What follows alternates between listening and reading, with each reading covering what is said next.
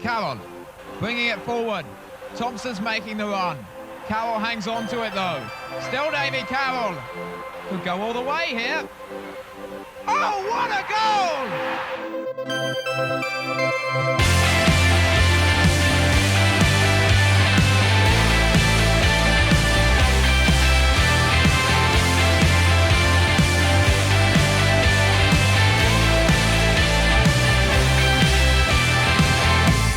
Hello, I'm Phil Catchpole and welcome to this week's episode of Ringing the Blues, the official Wycombe Wanderers podcast. On this week's show, we've got all the action and reaction from the game against Oxford United at the Kassam. We speak to some fans from San Francisco about how they discovered the Chairboys. Plus, we speak to Daryl Horgan about his pre-match playlist picks. But first, let's head to Mexico City and get those League One results with Uri. We are ringing the blues from Mexico City. My name is Uri and here are the results for League One. Barnsley 0, Exeter City 2, Bristol Rovers 2, Cambridge United 1, Derby County 1, Port Vale 2, Forest Green Rovers 1, Bolton Wanderers 0, Lincoln City 0, Charlton Athletic 0, Morecambe 1, Ipswich Town 2, Oxford United 0, Wycombe Wanderers 1, Peterborough United 1, Burton Albion 1, Plymouth Argyle 3, Accrington Stanley 0, Portsmouth 1, Fleetwood Town 1, Sheffield Wednesday 3, Cheltenham Town 0, Shrewsbury Town 2, MK Dons 1. A big win for the Chairboys with a penalty save. Big Max in goal for Wycombe saved a first half penalty in front of the little wooden fence at the Kassam Stadium. So Chairboy Spanish, a penalty save. It's very easy. Save, salvar. Penalty, penalty. It's the same in Spanish. Or tiro penal. A penalty save. Una salvada de penal. O salvó el penal. Big Max salvó el penal. Or to be a little bit more slangish in Mexican football Spanish, atajada de penal. Big Max atajó el penal. Chairboy Spanish this week and back to England with my amigo Phil Catchpole. Adios. Cheers, Uri. Marvellous as ever. Right, the pressure was on. Wycombe Wanderers travelled up the M40 on the back of 3 consecutive League One defeats. Could the M40 derby provide a good day for the Chairboys? Here's what happened.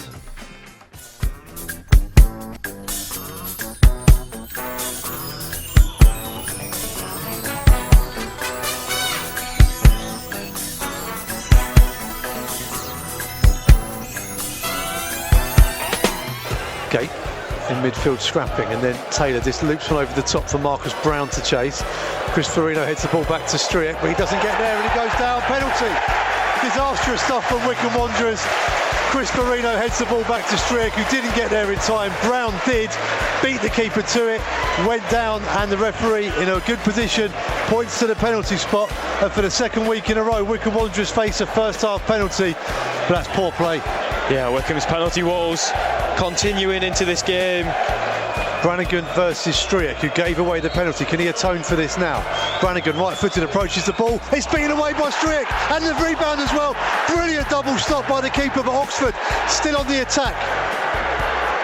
And Anis Rametti heads clear, and it's the Wycombe fans celebrating that like a goal. But Oxford come again. In fact, no, they've won a free kick, Wycombe, and Striek gets big high fives from his teammates. And now he's gone down injured, Striek, but that is a superb save. Brannigan came forwards, right-footed. Striek went to his left, beat the ball away, and Henry on the rebound. The second save is even better. The beaters come short, but Mawson is winding up a long one into the box. Vokes doesn't win the flick on, but it drops down to wing from the headed clearance. Back in by Freeman now. Farino's there. Will it drop to a red shirt? It doesn't. Farino unable to fashion anything there. But Wycombe come again with Mawson. They drill it into Farino. Scores! Pinpoint bar, pass by Alfie Mawson, and Chris Farino just cushions the ball into the bottom corner. Oxford 0, Wycombe Wanderers 1. There's the spark. Well, the centre-backs combining to produce something absolutely magical for Wycombe. Alfie Mawson sees Chris making the run. It was almost telepathic from him, seeing where Mawson was about to play it. Alfie fizzes the ball there was so much power on it, and Chris to glance that home into the bottom left corner. That's absolutely superb work from him. And yeah, an unlikely combination to cause the goal, but the two centre-backs combining perfectly, and Wycombe have the lead at last. Alfie Mawson's pass, drilled to perfection. Referee has a look at his watch, Keith Stroud. Blows a full-time whistle, and Wycombe's run of defeats has ended, and they've beaten Oxford United at the Kassam for the first time since 2014. And Wycombe with a famous victory on the road on what has been a difficult day here in Oxfordshire, but it's 3 points that Wycombe will take back down the M40 with glee. Carl Robinson has the pressure increasing on his shoulders here, but Toby, that was a tense afternoon. Get in there, Phil. We've finally got the 3 points that we've needed so badly. It wasn't pretty, it was a scrappy game, but Wycombe will take that. Those 1,400 Wycombe fans have sung their hearts out, and fair play to them. The scenes at the end are absolutely phenomenal to see everybody on their feet clapping their team, and it's a win that we've needed so badly, especially against a local rival. It should just G up this Wycombe side, and hopefully we can start a run from here on and climb that table. I'm sure that's what Gareth will be saying at the end of the game. It's been a tough 3 weeks for the Chairboys, and that's a big victory. And we'll leave you with the full-time score here at the Kassam. Oxford United 0, Wycombe Wanderers 1.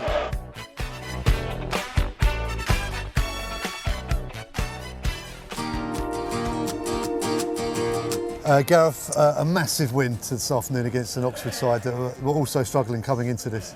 Yeah, listen, before we just start talking about any game, I just want to say that the whole of Wycombe Wanderers' thoughts and prayers and best wishes are for the incident in the first half. I know you'll probably talk about that, but you know what happened if people weren't here. The 15 minutes, Max has saved the penalty, and soon after, I think there was somebody collapsed in the stand with a suspected heart problem. As far as we know, we had decisions then to make, and we said, you know, as long as everything's okay, we'll continue the game. Thankfully, and the news we've heard is he's left in a stable condition to the hospital. And we just fingers crossed, and as I say, everyone and I know all the fans and the players will best wishes, and you know, get well soon to the person involved. But there was options to even not play the game, you know. But I think the club, Oxford themselves, handled it really well. The stewards were great, and I think both sets of supporters should have some credit of the way they behaved. So thank you very much. And yeah, onto the game, you know, which seems sort of secondary after that moment. You know, you think about the family and everything, but the lads were superb. You know, the lads were superb, defended unbelievably well today.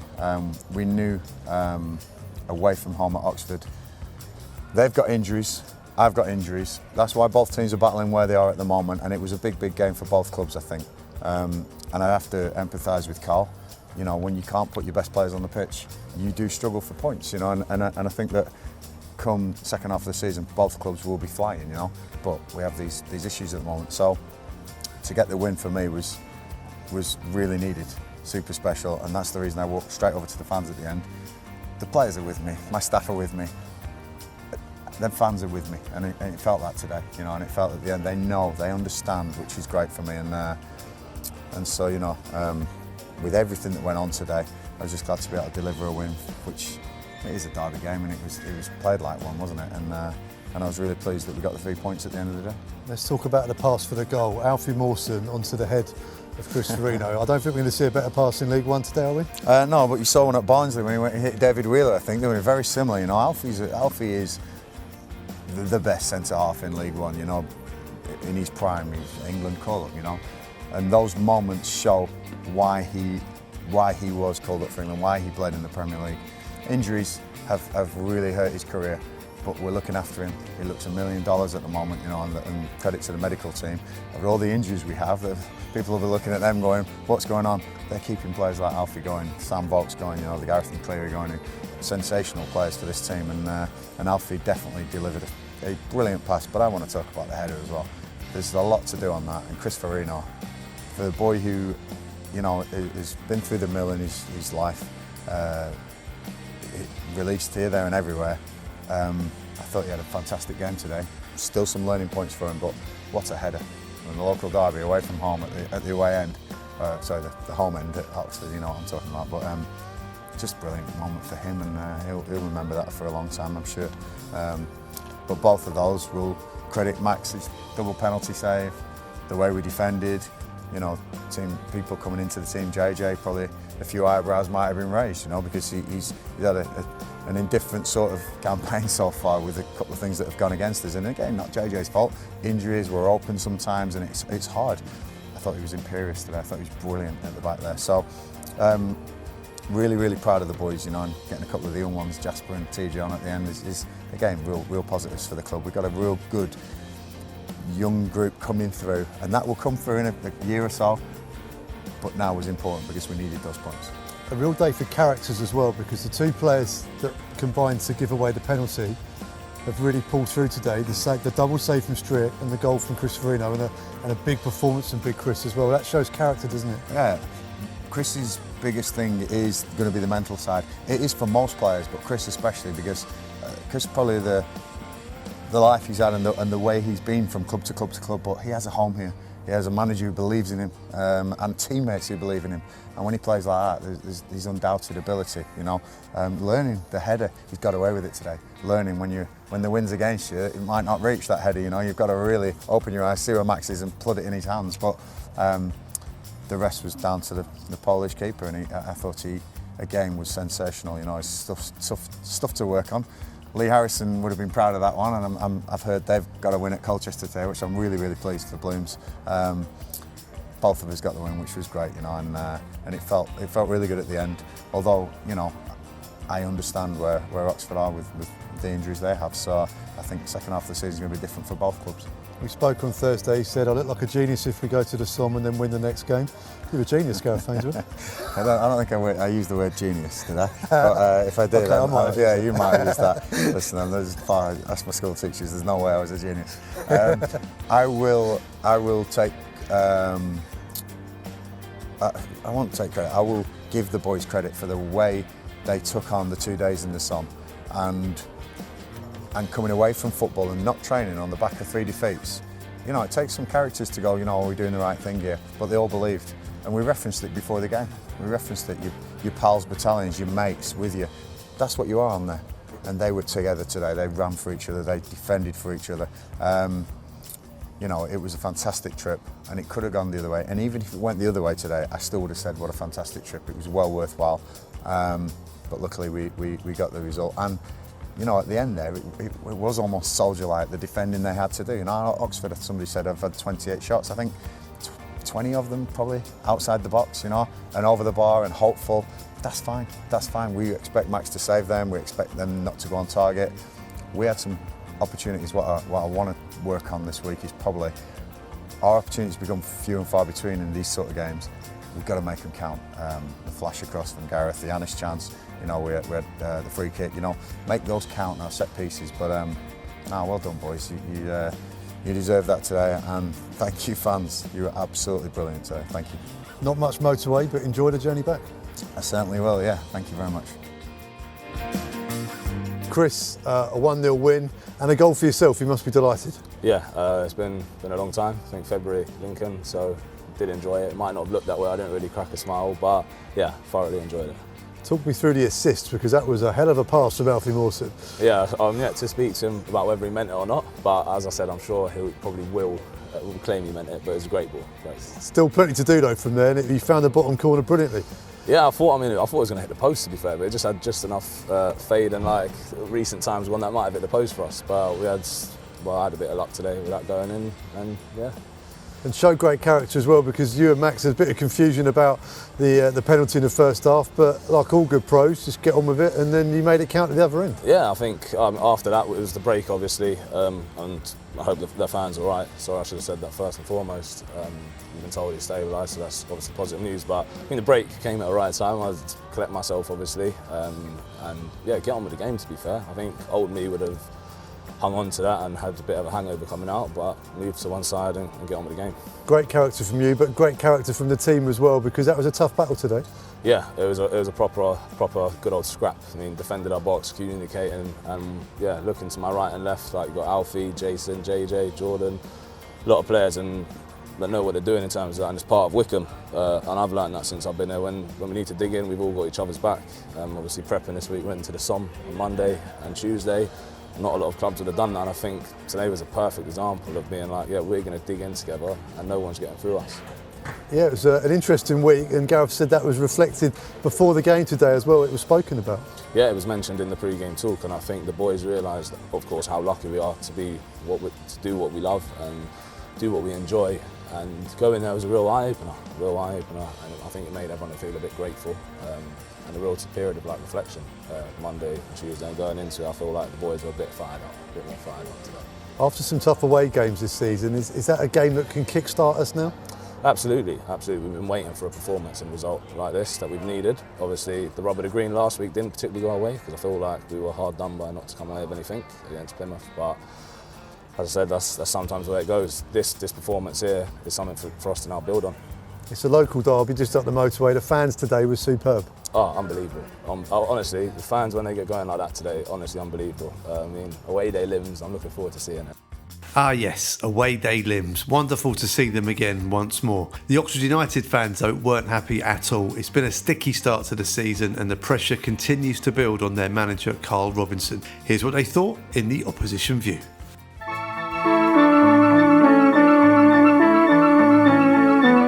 Hampshire yellow. What has happened to us? We used to look so good. Nice passing, always attacking. We ripped teams apart at times. Now we can barely control the ball and look totally devoid of confidence. It's just so disappointing. If that was the Wycombe from before, who were a top League One team, I'd be pleased that we absolutely battered them. But they're not. They're awful. And we still couldn't beat them at home. Matt W.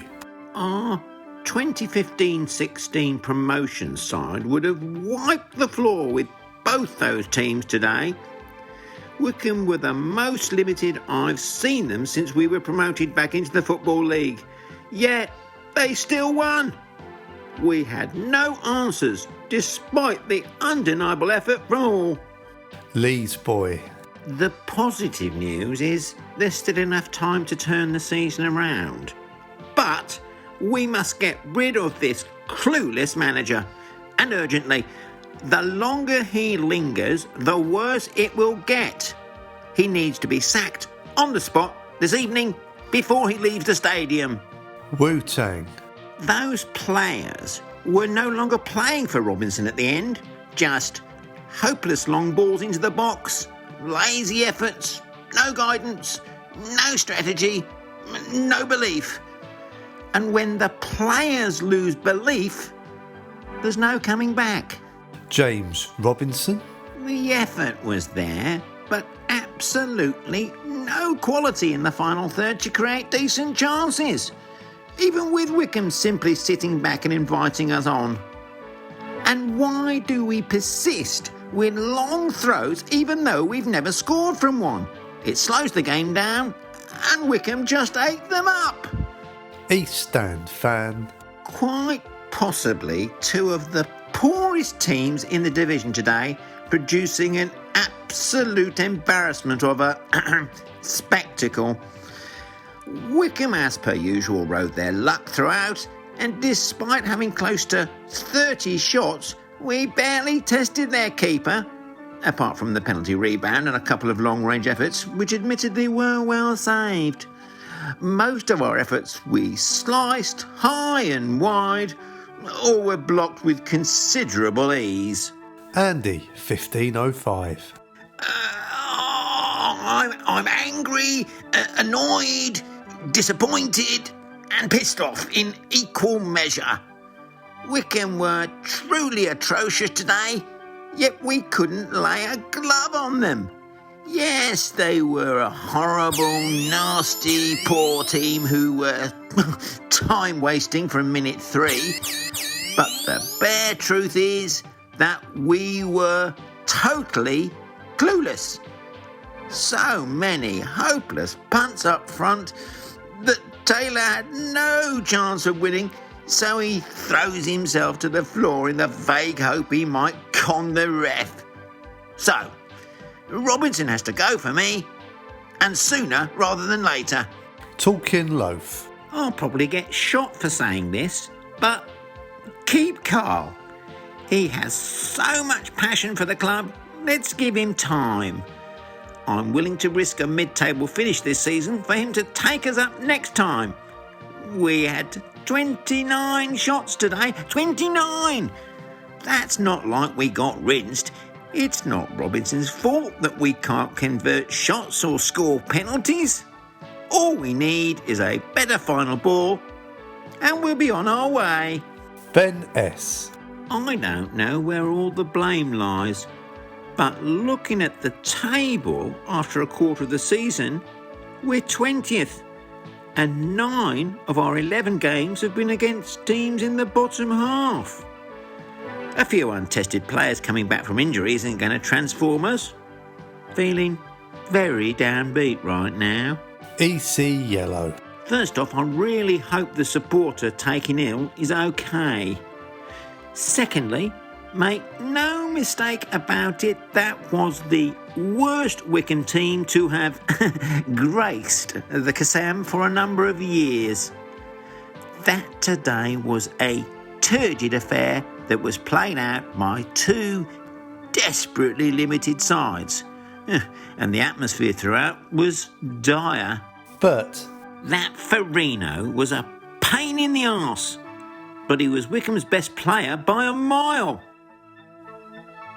we are at the Kassam, the three-sided stadium in League One. And Adam, you haven't got a local Bucks accent. Where have you come from today? I've come from San Francisco, California.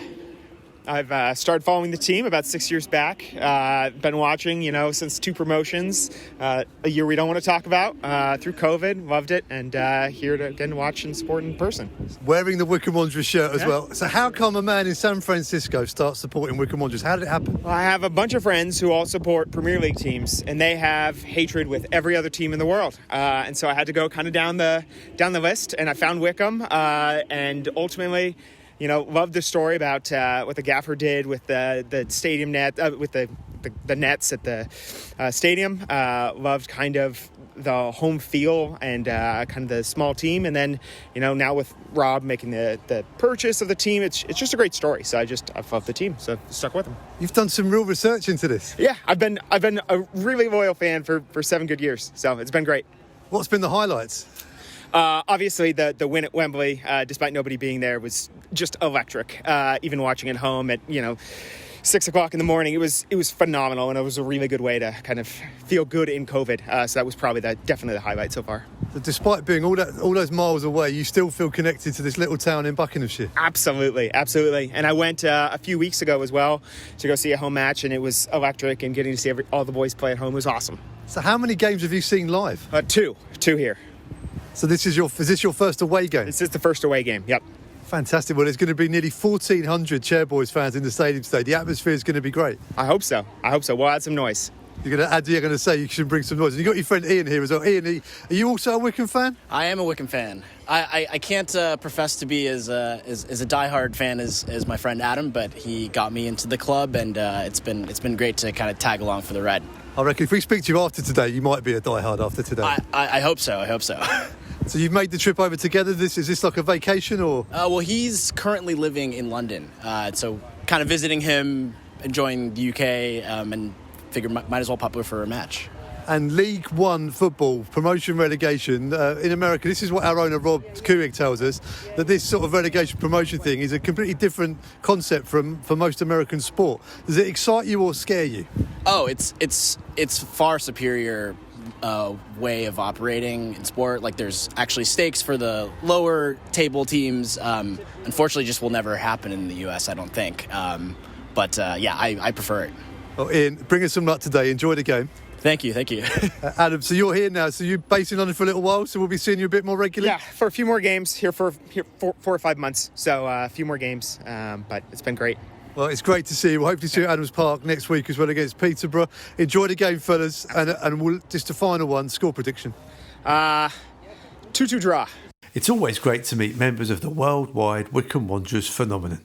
If you're coming from overseas to a game here in England, then let us know, because we'd love to meet you and have a chat for Ringing the Blues. Right then, Daryl Horgan picked his pre-match playlist picks the other week for Wanderers TV. If you're not a subscriber yet, you can do so for £4.50 a month.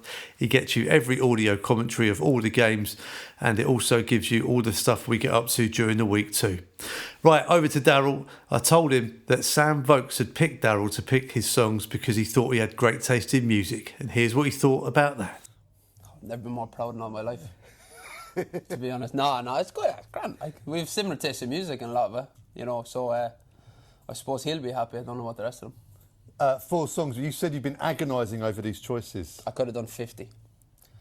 We could do it if you want. Okay, no, we could do 50. We'll need to go back to the drawing board though. But yeah, agonising. But I've got the 4. Okay. What's the first one? Red Hot Chili Peppers, Snow. Okay. Why this band and why this song? I love Red Hot Chili Peppers and I love Snow, and it's a great tune. We get everyone going. Has this been a love of Red Hot Chili Peppers for a long time? Because they've been around for a while now. Yeah, a long time.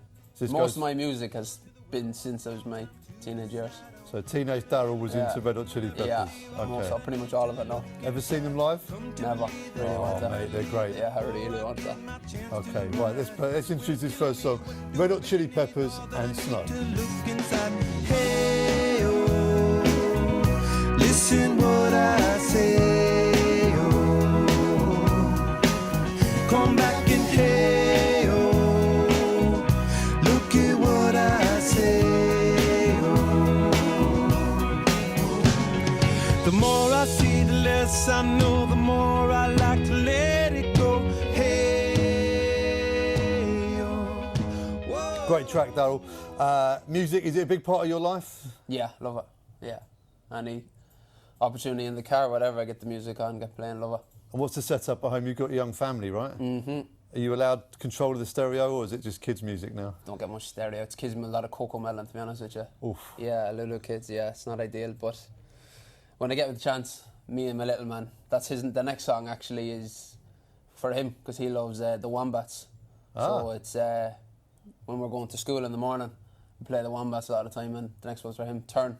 How old's your son? 7. He's 7, he's into the Wombats already? Yeah, I've got him on the right track early doors. You've good guidance, though. So Wombats and Turn. So I'm detecting an indie thread here as well. You're into indie rock, very much so. That kind of way, yeah. Okay, and it's good that your son's into this as well. Do you reckon, what would you rather, if you could choose, if your son to be a footballer or a musician in a great band, what would you do? Footballer. Yeah. Footballer. Take a musician as well, though. If he was good, like, I'd follow him around, it'd be good crack. Well, he could be both, like Gareth Ainsworth. He could be, exactly. Nice and easy. I asked folks this, have you heard Gaz's band? I've heard a couple of songs, yeah. What do you reckon? Yeah, pretty good. You've got to say that, haven't you? Yeah. Let's cut that bit. Right, here's Daryl's next choice. It's the Wombats and Turn. I like the way your brain works. I like the way you try to run with the wolf pack when your legs are tied. I like the way you turn me inside and out. I like the way you turn.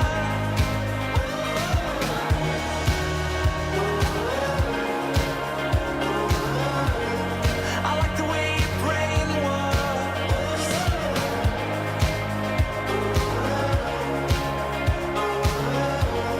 I like the way your brain works. Another great song from Daryl Horgan. Mate, you're setting the bar high. This is excellent. What do you expect? I told you it was coming. So that moment you get in your car, you've dropped your kids off at school, that's Daryl time, that's your time when you can put your music on. Is that the only time really you get to do it now? Pretty much, yeah. Pretty much. You know, busy pretty much all that, and then there's that much football on that I have to watch as well, so... You spend a lot of time on the coach as well. Are you a headphones on or you... Cards. Cards, okay. Cards, have a bit of crack. Don't think I can sit my headphones in for 3-4 hours at a time. There's no music on the coach? No. Sometimes then I get to the room. If I have a bit of work to do, I'll do a bit of work, but otherwise I'll listen to my music, chill out, feet up. Do you use it to motivate yourself? Like No, not really. More just relax. Yeah. Okay, so you're not pumping up. It's not like Rocky soundtrack coming out the tunnel. No, not quite. Okay. Third choice, Darryl. What's it to be? Arctic Monkeys, From the Ritz to the Rubble. Ah, great band, great track. Why this band? Probably again since I was kind of teenage years. Loved Arctic Monkeys. Just came through, and I loved them since then. And this tune, I always just loved that. Thought it was really good. They've obviously got more kind of famous ones, but this one is probably my favourite Arctic Monkeys tune. You say teenager. I feel so old when you say that you were a teenager when the Arctic Monkeys were coming through, man. Oh, man. No Irish bands in here? Huh? No Irish bands? Yeah. There was a few I could have put in, but they're a bit... not the English. a few of the songs. So a bit of the old school ones that I do like. Luke Kelly, Dubliners, the Whistling Donkeys, stuff like that. They're unbelievable, but a bit too much maybe, some of them. I've got to ask you about one song in particular that we got to learn about last season, the Rattling Bog. Yeah. Which, whenever we heard it, the players all went crazy. We believe you're the root of this song and introducing it to the players. Tell us a story about this song. I wasn't the root of it. Really? No, the lads have heard it from other Irish lads at different clubs, and they were asking me about it, and I said, get it on. It's a great song. So I can't remember what game it was, just randomly popped on in the dressing room and the place went wild. It became a lucky song, did it?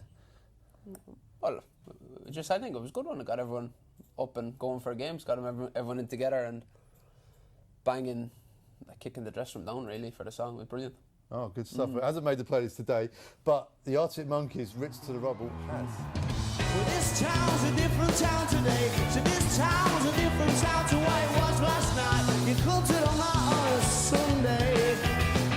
And that girl's a different girl today. So that girl's a different girl to what you kissed last night. You called it on a Sunday. Of course not. Well, so that the town is all the way, we put it down to fate. I got 1,000 million things that I could never say this morning.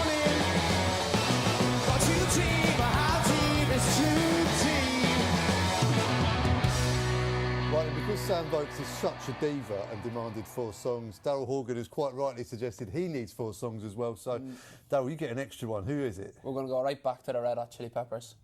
Okay, second Red Hot Chili Peppers track, okay. Absolutely. Going to go Can't Stop. Oh, that's another great one. one. So I have to play that now, kind of coming up to the game, near the game, because it's a great tune. So you get everyone going.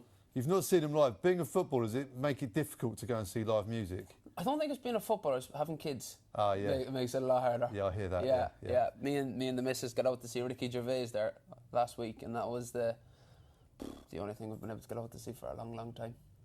So I reckon about 5-10 years' time you might be released back into your old life. Maybe.